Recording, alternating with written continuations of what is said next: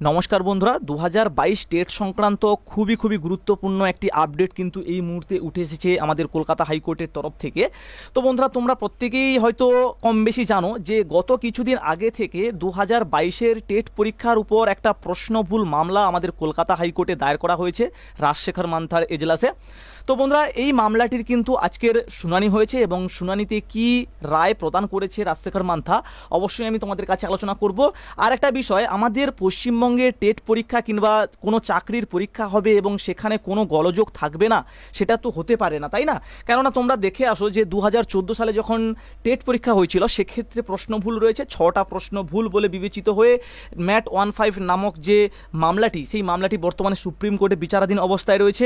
2017 সালেও যে টেট পরীক্ষা হয়েছিল এখানেও নাকি 21টা প্রশ্ন ভুল রয়েছে বলে বিবেচনা করে একটা মামলা কলকাতা হাইকোর্টের এই রাজশেখর মান্থার এজলাসে দায়ের করা হয়েছে এবং গতকাল এই মামলাটার শুনানি হয়েছে এবং সেখান থেকে রায় দিয়েছে যে বিশ্বভারতীর বিশেষ কিছু অধ্যাপকদের নিয়ে একটা কমিটি গঠন করবে এবং সেই 21টা প্রশ্নকে যাচাই করবে ভুল রয়েছে কিনা। ঠিক আছে, এটা গতকাল অর্ডার এসেছিল।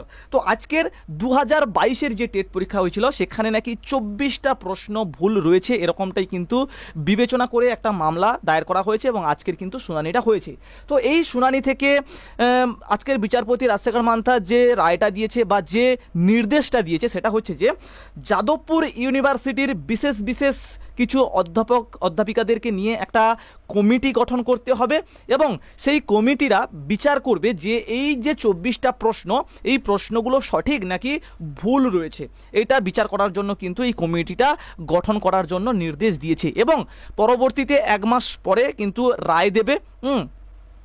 1 মাস পরে রায় প্রদান করবে এবং তার পরবর্তীতে 19শে জুন কিন্তু পরবর্তী শুনানিটা হবে এই প্রশ্নভুল মামলা নিয়ে। তো বন্ধুরা, আশা করি তোমরা বুঝতে পেরেছো। তো এইটুকুই আপডেট ছিল এবং তোমাদেরকে বলে রাখি 2022-এর টেট পাস ক্যান্ডিডেট কত রয়েছে আমরা কিন্তু এখনও পর্যন্ত সঠিকভাবে কেউই জানি না, কেননা বিএড বাদ গেছে, তারপরে হচ্ছে এনআইওএসরাও বাদ গেছে, শুধুমাত্র রয়েছে রেগুলার ডিএলএড। রেগুলার বেসিসে যে সমস্ত ডিএলএড ক্যান্ডিডেটরা রয়েছে তারা কত রয়েছে এক্স্যাক্ট তো আমরা জানি না, কিন্তু এখানে যে রায়টা দিল বা পরবর্তীতে যদি প্রশ্ন ভুল বলে বিবেচিত হয়, তো বন্ধুরা তোমরা যদি একটু লক্ষ্য করো দেখতে পাবে 3-4টে প্রশ্ন কিন্তু জেনুইনভাবে ভুল রয়েছে। তো সেই 3-4টে নাম্বার যদি দেয়া হয়ে থাকে তাহলে কিন্তু বহু ক্যান্ডিডেট আবার পাশ করবে, তখন কিন্তু 2022 টেট পাসদের পরিমাণ আরও কিন্তু বৃদ্ধি পাবে বন্ধুরা, তখন চাকরি পাওয়াটাও কিন্তু অনেকটা টাফ হয়ে যাবে, কেননা কম্পিটিশান বাড়বে। তোমরা আশা করি বুঝতে পারছো কি বলতে চাইছি, ঠিক আছে? তো কি হবে এটা অবশ্যই কিন্তু একটা ভেবে দেখার বিষয়, কেননা 24টা প্রশ্ন ভুল মানে এরকমটাও কি হয়, এরকমটা মানে ইচ্ছাকৃতভাবে নাকি এটা ভুলবশত, মানে কিছু বলার নেই আর মানে কি বলবো।